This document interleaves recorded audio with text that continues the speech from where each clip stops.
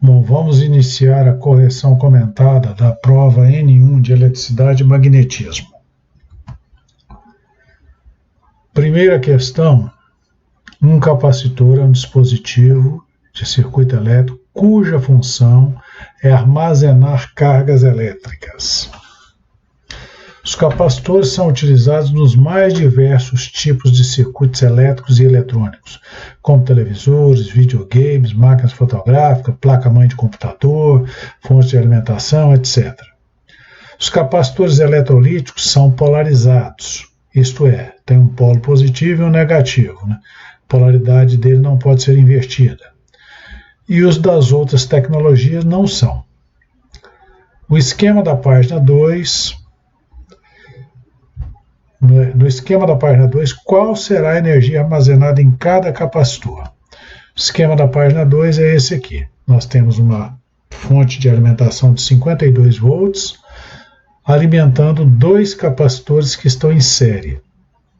C1, que é de 18 microfarads, e C2, que é de 33 microfarads. Bom, primeiramente, nós vamos ter que encontrar a carga de cada capacitor para, em seguida, encontrar a energia armazenada nele. Para isso, vamos primeiramente calcular a capacitância equivalente. Então, dois capacitores ligados em série podem ter sua capacitância equivalente calculada utilizando o produto pela soma, C1 vezes C2 dividido por C1 mais C2. Então estão aqui os valores deles, produto no numerador e soma no denominador. Então isso aqui dá 11,65 microfarads, o equivalente desses dois em série. Bom, a carga armazenada num capacitor é igual à capacitância dele pela tensão nos terminais dele. Tá? Então, nós não sabemos a tensão em cada capacitor, mas sabemos a tensão total. Então, vamos pegar a capacitância equivalente, multiplicar pela tensão total, que é 52, você vai dar uma carga de 605,8 microcoulombs. Então, essa é a carga armazenada em cada capacitor. Em série, você pode ter qualquer quantidade de capacitores. A carga vai ser a mesma em todos eles. Então, o C1 vai ficar com essa carga positiva desse valor de 605,8 microcoulomb nessa placa superior, vai ficar com menos 605,8 na placa inferior, o C2 vai ficar na placa superior com mais 605,8 e menos 605,8 na inferior. Tá? Bom, como nós conhecemos a carga de cada capacitor, aí podemos aplicar aquela formulazinha do CQV, né? Só que aqui nós queremos saber qual é o V. O C nós já conhecemos e o Q nós conhecemos, né? Então, o V de cada capacitor, a tensão nos terminais de cada capacitor, vai ser a carga armazenada nele dividida pela capacitância dele. Então, a carga é 605,8 vezes 10 a menos 6, que está em micro, né? Dividido por 18 vezes 10 a menos 6, que vai dar 33,66 volts para o C1, né? 18 microfarads é a capacitância dele. Para o C2, nós vamos ter uma tensão V2, que é 605,8 vezes 10 a menos 6, dividido por 33 vezes 10 a menos 6. Isso aqui vai dar 18,34 volts. A energia armazenada em cada um, nós podemos utilizar essa fórmula ou essa aqui. Na primeira fórmula, nós jogamos o valor de C e o valor da tensão na fórmula. Na segunda, nós jogamos o valor da carga, né? E o valor da tensão. Podemos utilizar qualquer uma das duas. Vamos utilizar a primeira, aqui, ó, meio de CV ao quadrado. Então, do C aqui, nós vamos jogar para o W1, nós vamos jogar C1 e V1. Então, C1, que é de 18 microfarads, e o V1, que nós encontramos aqui de 33,66, né? Isso aqui vai dar 10,19 milijoules. O W2, que é a energia armazenada no capacitor C2. Pegamos o valor de C2, que é 33 microfarads, vezes a tensão V2 ao quadrado, que é 18,34. Isso aqui vai dar 5,55 milijoules. Então, essas são as duas energias armazenadas. W1 no capacitor C1, W2 no capacitor C2. Vamos agora à questão de número 2. Analise a associação de resistores abaixo e responda. A associação é essa aqui, ó. Qual a resistência equivalente entre os pontos A e B? Se for aplicada uma DDP de 18 volts entre os pontos A e B, qual será a queda de tensão no resistor R4? DDP é a mesma coisa que tensão, né? Diferença de potencial. Então, qual será também a potência dissipada em todos os resistores juntos? Então, é uma questão dividida em 3 itens, A, B e C. Vamos analisar essa associação. Observa aqui que nós temos esses 4 resistores, né? Tem uma ligação desse ponto para esse, tá? Então, esse ponto aqui eu posso chamar ele de ponto A, que é o mesmo ponto A, tá? E vou dar nomes para esse ponto aqui também, ó. Esse aqui posso chamar de ponto C, e veja que ele está interligado com esse ponto aqui, então esse aqui também é C. Ok? Ora, observe que o resistor R1 está ligado de A para C. O resistor R2 também está ligado de A para C. O resistor R3 também está ligado de A para C. Já o R4 está ligado de C para B. Então, R1, R2 e R3 estão em paralelo. Se eu redesenhar o circuito, isso fica mais fácil de ser enxergado. Observa aqui, ó, R1 de A para C, R2 de A para C e R3 também de A para C. E o R4 está de C para B. Então, nós passamos a ter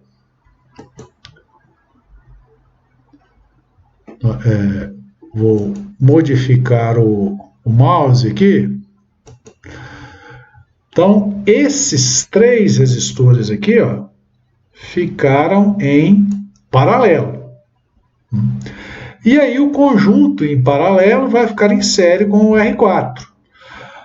Ora, se eu tenho 3 resistores de mesmo valor, observe que os 3 são de 9 ohms, ligados em paralelo, então a resistência desses 3 equivalentes vai ser a resistência comum a todos eles, que é 9 dividido por 3, que é a quantidade deles. Então, esse aqui vai dar 3 ohms. Então, esse aqui dá 3 ohms, em série com 6 vai dar 9. Né? Então, a resistência equivalente vai ser 3 mais 6, que é 9 ohms. Isso aí responde ao item A da questão.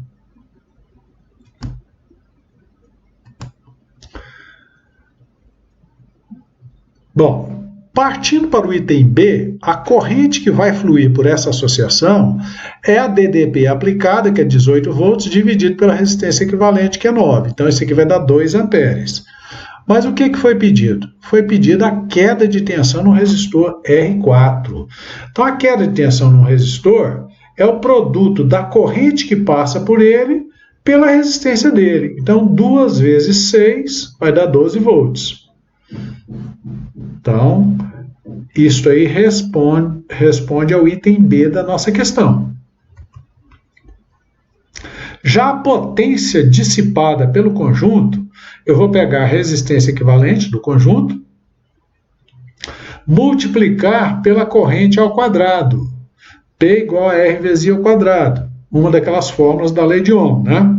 Então, para o R, nós vamos colocar a resistência equivalente, que é 9 ohms, vezes a corrente, que nós já calculamos aqui, que é 2 amperes. Então, 9 vezes 2 ao quadrado, que dá 4. 4 vezes 9, 36. Então, 36 watts. Essa é a potência dissipada pelo conjunto todo. Então, isso aí responde a nossa segunda questão, né? Questão 3. No circuito abaixo, determine a corrente fornecida pela fonte, que é de 240 volts. Ora, nós temos aqui uma associação de resistores que pode ser simplificada utilizando a conversão ΔY, que nós já aprendemos, né?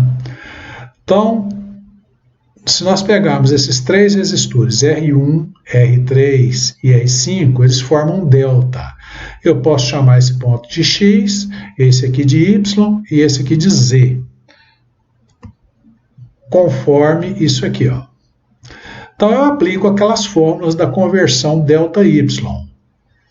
Para calcular o RA, essa fórmula, para calcular o RB, essa outra fórmula, calcular o RC, essa outra fórmula. Aplicando essas 3 fórmulas, nós vamos chegar num RA de 30 ohms, RB de 30 ohms, RC de 30 ohms. Aí o circuito simplificado vira isso aqui, ó. Então, nós ficamos com 30 ohms em série com 150 aqui em cima. Isso aqui vai dar 180 ohms.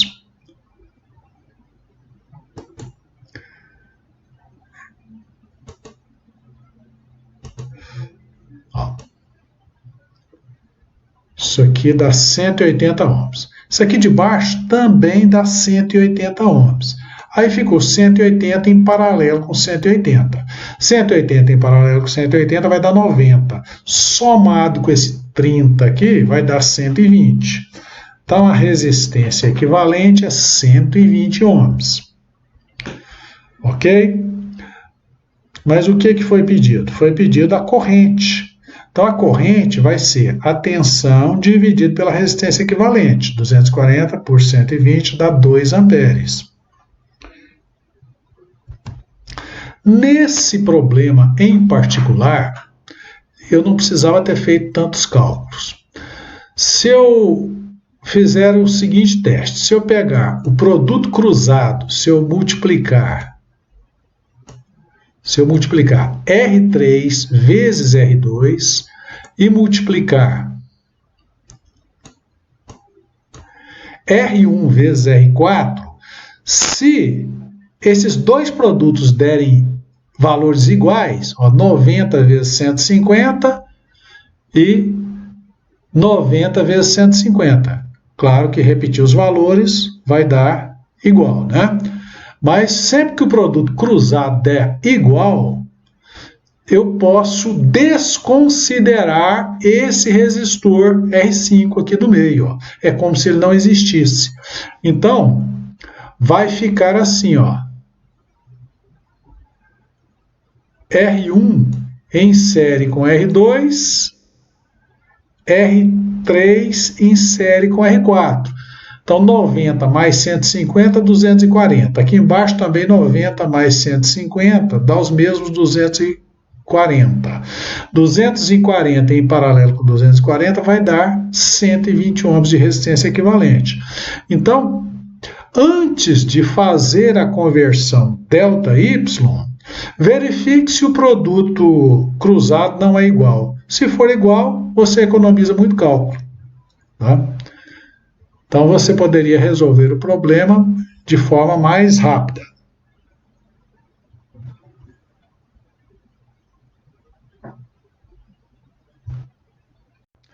Questão de número 4. Calcule a corrente fornecida por uma fonte de 300 volts ligada entre os pontos A e B, sabendo que os resistores são R1 igual a R3, igual a 100 ohms, R2 igual a R4, igual a 200 ohms. Então, o R1 é igual a R3, esses dois resistores são de 100 ohms. R2 igual a R4, os dois são de 200 ohms. Onde é que eu vou aplicar os 300 volts? Entre os pontos A e B. Observe que existe aqui uma ligação entre esse ponto e esse aqui. Então, eu vou chamar esse ponto aqui de C, ó. Tá? Esse ponto aqui de C e esse aqui de C também, que são, eletricamente, são o mesmo ponto. São pontos equipotenciais. Tá?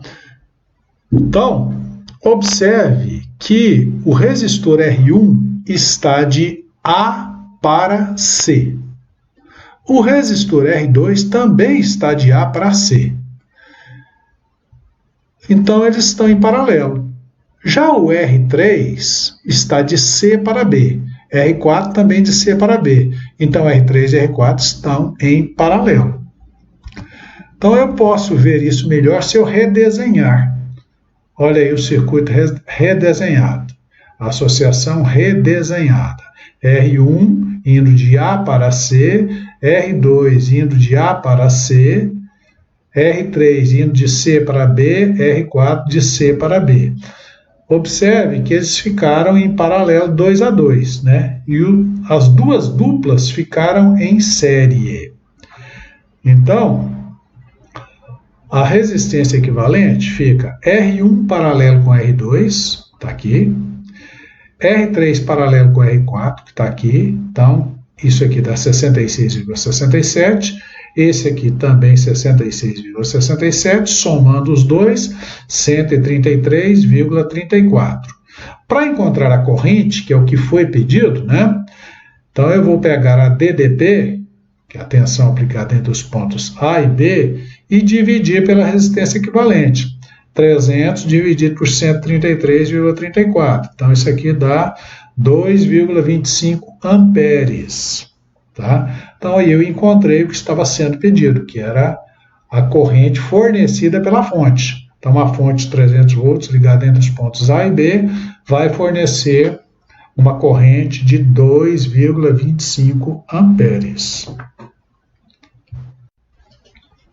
Questão 5. Quando temos duas cargas elétricas próximas uma da outra, os campos elétricos delas se combinam, gerando um campo resultante. Quando as cargas são de mesmo sinal, elas se repelem. Isso pode ser observado pelas linhas de força gerada, pela combinação dos campos individuais de cada carga. Já cargas de sinais opostos se atraem, devido à união das linhas de força de cada carga, que podemos também observar nas figuras abaixo. Então, aqui você tem duas cargas negativas, força de repulsão. Duas cargas positivas, força de repulsão. Uma carga positiva e uma carga negativa, força de atração. Continuando o enunciado da questão. Campo elétrico e força elétrica são grandezas vetoriais intimamente relacionadas. Na figura abaixo temos 4 cargas elétricas, cujo módulo de cada uma é 15 nanocoulombs. Sabemos que elas ocupam os vértices de um quadrado, cujo lado tem 3 centímetros, e Q1 e Q2 são cargas negativas, e Q3 e Q4 são cargas positivas, determine o módulo da força a qual está submetida a carga Q2. Olha, o problema pede para você encontrar a força a qual essa carga Q2 está submetida. Só ela, tá? Então, temos que analisar o seguinte. Ó. De Q1 até Q2, a distância é 3 centímetros. De Q2 até Q4, a distância é 3 centímetros. De Q4 até Q3, a distância é 3 centímetros. De Q1 até Q3 é 3 centímetros. E de Q3 até Q2 vai ser a raiz quadrada de 3 ao quadrado mais 3 ao quadrado, né? Então, esses dois catetos aqui e essa distância vai ser a hipotenusa. Tá? Nós vamos precisar calcular essa distância. Bom, então a força entre duas cargas, força elétrica entre duas cargas, é obtida por essa fórmula aqui, ó, K, Q1 vezes Q2, dividido por R ao quadrado, onde Q1 é a carga de uma delas e Q2 é da outra. Nesse caso aqui, as duas são iguais em módulo. Tá? Isso aqui é para determinar a força em módulo. Então, para achar a força que Q1 exerce sobre Q2, nós vamos pegar esse K, que é 8,988 vezes 10 a nona, vezes a carga Q1, que é 15 vezes 10 a menos 9 coulomb, vezes a carga Q2, que também é 15 vezes 10 a menos 9 coulomb, dividido pela distância entre elas ao quadrado. Essa distância é 3 centímetros, mas nós trabalhamos no sistema internacional, então temos que converter para metro. Então, 3 centímetros é igual a 3 vezes 10 a menos 2 metros. Isso aqui é elevado ao quadrado.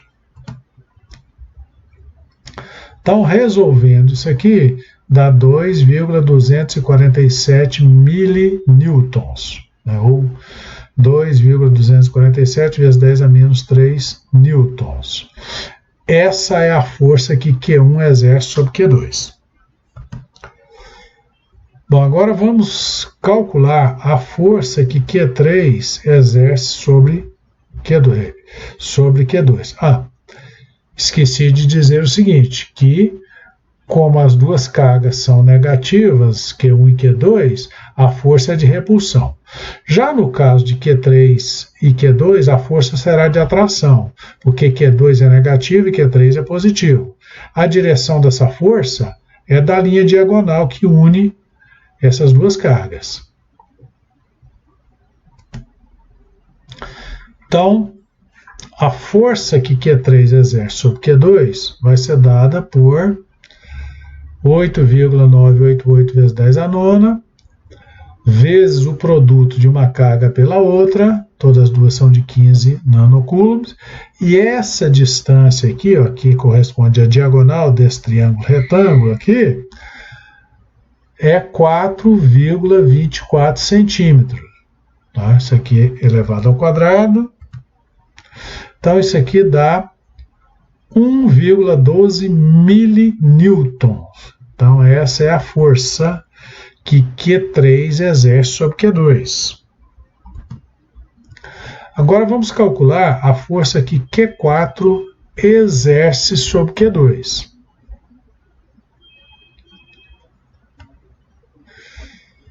Então, a força que Q4 exerce sobre Q2, nós calculamos dessa forma aqui, pegando K,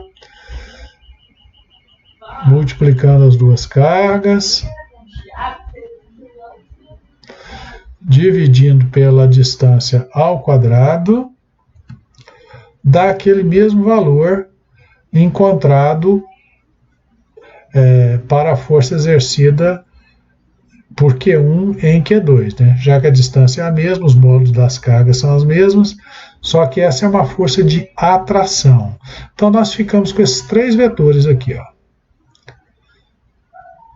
Esse, força que Q1 exerce sobre Q2, esse outro, força que Q3 exerce sobre Q2, e o terceiro, força que Q4 exerce sobre Q2. Bom, então, vamos raciocinar aqui. Olha, se eu prolongar a direção desse vetor FQ1Q2 aqui para a esquerda, esse FQ3Q2 vai formar um ângulo de 45 graus com ele. E vai formar um ângulo também de 45 graus com o FQ4Q2. Tá? Bom, então eu vou decompor essas forças em dois eixos, no eixo X, o eixo horizontal, e no eixo Y, o eixo vertical. Olha, no eixo X, essa força aqui, Q1 exerce sobre Q2, só existe componente para ela no eixo X. Mas essa força que Q3 exerce sobre Q2, ela vai ter uma componente no eixo X, que vai dar aqui para a esquerda, e uma componente no eixo Y, que vai dar para baixo. Né? Então, no eixo X, eu coloco na direção do vetor unitário I. Né? E no eixo Y, na direção do vetor unitário J. Então, vai ser o FQ1, Q2 na direção I, menos o FQ3, Q2, vezes o cosseno de 45, também na direção I. O FY vai ser o menos FQ4, Q2 na direção J, porque vai dar aqui para baixo, menos FQ3, Q2, também na direção J, porque é para baixo também, né? Então, depois que eu encontro Fx e Fy, eu aplico Pitágoras, né? Então, vai ser a força resultante, vai ser o módulo de Fx ao quadrado mais o módulo de Fy ao quadrado. Trabalhando agora com os números, né? Vamos ter isso aqui. E encontramos 3,369 vezes 10 a menos 3 newton, ou 3,369 milinewtons.